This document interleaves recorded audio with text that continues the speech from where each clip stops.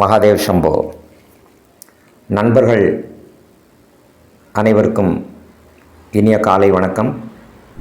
இன்றைக்கி நம்ம பார்க்க போகிற தலைப்பு கரணத்தில் இரண்டாவது கரணம் அப்படின்னு சொல்லக்கூடிய கௌளவ கரணம். இந்த கௌளவ கரணத்தினுடைய தன்மைகள் என்ன, இந்த கௌளவ கரணத்தில் உள்ள அந்த கிரகங்கள் தேவதைகள் யார், என்ன மாதிரியான விலங்குகளுக்கு ஒரு உபத்திரவம் செய்யக்கூடாது, தெய்வத்தை எப்படி வழிபாடு பண்ணினா நமக்கு என்ன மாதிரியான இது கௌளவ கரணத்துக்கு ஆக்டிவேஷன் ஆகும் அப்படிங்கிறதெல்லாம் பார்க்கலாம். கௌளவ கரணத்தினுடைய கிரகம் அப்படிங்கிறது சனி பகவான். சனி அப்படிங்கிறது கிரகம். விலங்கு அப்படிங்கிறது பன்றி. அதிதேவதை அப்படிங்கிறது சூரியன். தேவதை அப்படிங்கிறது மித்ரன். தெய்வம் அப்படிங்கிறது முக்கியமானது ஒன்று, இதில் முருகன். கிழமை அப்படிங்கிறது செவ்வாய். மலர் அப்படிங்கிறது மகிழம்பூ. உணவு அப்படிங்கிறது பணியாரம்.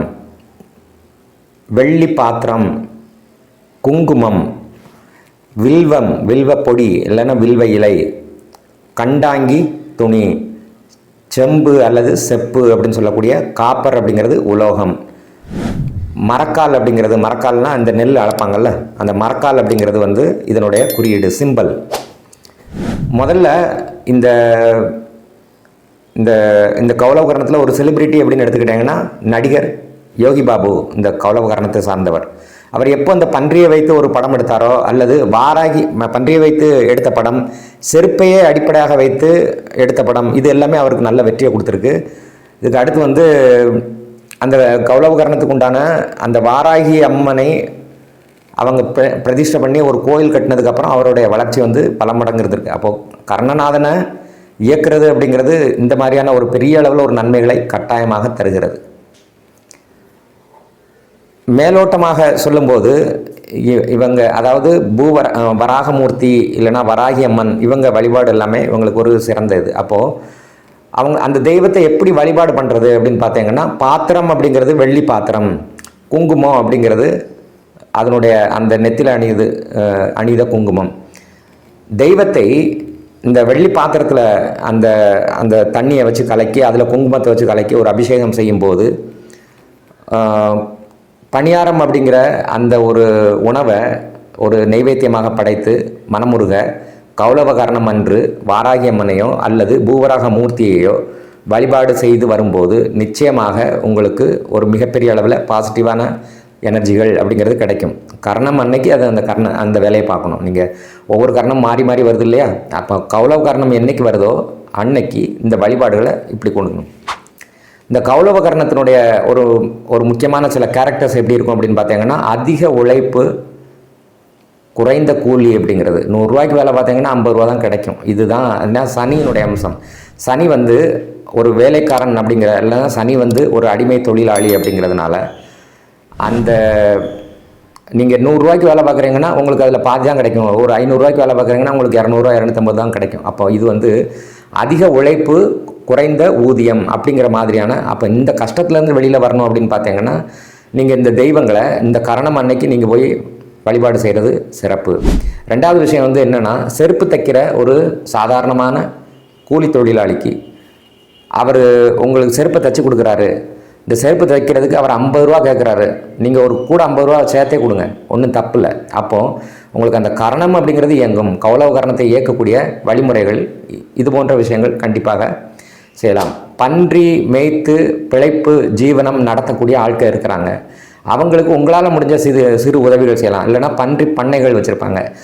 அதை வச்சு அவங்களுடைய வியாபாரம் அல்லது அவங்களுடைய ஜீவனம் அப்படிங்கிறது இருக்குன்னா, இந்த பன்றிகளுக்கு கொடுக்க வேண்டிய தீவனங்கள் நீங்கள் வாங்கி கொடுக்கலாம். பன்றிகளுக்கு தேவையான தீவனங்கள் இல்லை அப்படின்னா, அந்த பன்றி வளர்ப்பவருடைய பொருளாதார நிலைக்கு உங்களால் முடிஞ்ச ஒரு சின்ன உதவி பண்ணுறீங்க அப்படின்னா நிச்சயமாக அதுவுமே மிகப்பெரிய முன்னேற்றத்தை தரும். செருப்பு தைக்கும் தொழிலாளி, பன்றிகளை வளர்க்கக்கூடிய தொழிலாளி, இவங்க சனி அப்படிங்கிறது வேறு என்ன அப்படின்னு பார்த்தீங்கன்னா, அதாவது சுகாதார பணியில் இருக்கக்கூடிய ஊழியர்கள், நகராட்சியிலேருந்து வரக்கூடிய உங்களுடைய வீடுகளில் இருக்கக்கூடிய குப்பைகளை அள்ளக்கூடிய ஊழியர்கள், இவங்களுக்கெல்லாம் நீங்கள் உதவி பண்ணுறீங்க அப்படின்னு சொன்னீங்கன்னா அது மிகப்பெரிய வெற்றியை தருவதாக இருக்கும். என்ன மாதிரியான தொழில் பார்க்குறாங்க அப்படின்னா, ஏதோ ஒரு வகையில் பூமி சம்பந்தமான தொழில். இப்போ உதாரணமாக எர்த் மூவர்ஸ் அப்படின்னு சொல்கிறாங்க இல்லையா, ஜேசிபி இயந்திரத்தை வைத்து இயக்கக்கூடிய தொழிலாளி இருப்பாங்க. பூமி மண்ணை தோண்டி வானம் தோண்டக்கூடிய தொழிலாளி, அதாவது ஒரு வீடு கட்டும்போது வானம் தோன்றாங்க இல்லையா, பள்ளம் தோன்றாங்க. இந்த மாதிரியான வேலைகளுக்கு எல்லாமே அவங்க வந்து வேறு என்ன பூமியில் போடக்கூடியது போர்வெல் போடுறது.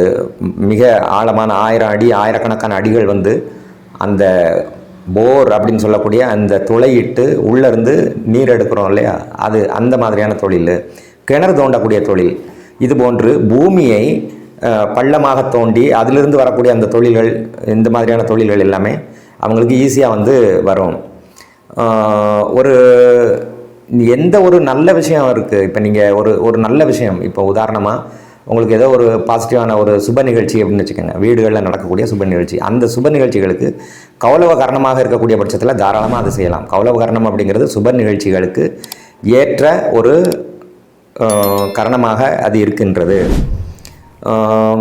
வேறு என்னெல்லாம் பார்க்கலாம் அப்படின்னு பார்த்தீங்கன்னா, ஜாதகருக்கு ஒரு எல்லாத்துலேயுமே தடங்களாக இருக்குது அப்படின்னா நீங்கள் என்ன செய்யுங்கன்னா, கௌலவ கரணம் அன்னைக்கு உங்களுக்கு பக்கத்தில் இருக்கக்கூடிய வாராகி அம்மன் அல்லது பூவராகமூர்த்தி, இந்த பூவராகமூர்த்தி இவங்க கோயில்களுக்கு போய், இந்த ரெண்டில் ஏதாவது ஒரு கோயில்களுக்கு போய் அந்த தெய்வத்துக்கு உண்டான அந்த அபிஷேகம் அலங்காரம், அதாவது வெள்ளி பாத்திரத்தில் குங்குமம் கலக்கி, அதுக்கப்புறம் நெய்வேத்தியம் அப்படிங்கிறது அப்பம் பணியாரம் அப்படிங்கிறத வைத்து, வேறு என்னென்னா வில்வப்பொடி வச்சும், வில்வப்பொடி அல்லது வில்வப்பொடியெலாம் உங்களுக்கு நாட்டு மருந்து கடைகளில் கிடைக்கும். வில்வ இலையோ அல்லது வில்வப்பொடியோ செப்பு பாத்திரம் அப்படிங்கிறதுலையும் நீங்கள் வச்சு இது கொடுக்கலாம். வெள்ளி பாத்திரத்துலேயும் கொடுக்கலாம்.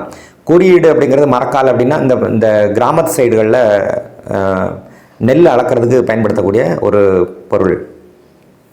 அந்த பொருள் அப்படிங்கிறதும் அந்த கோயில்களுக்கு உங்களால் முடிஞ்சதுன்னா தானமாக கொடுக்கலாம்.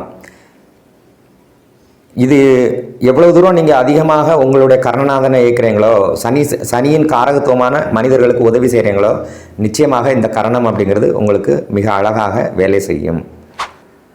மீண்டும் ஒரு நல்ல தலைப்பில் சந்திப்போம். நன்றி, வணக்கம். மகாதேவ் சம்போ.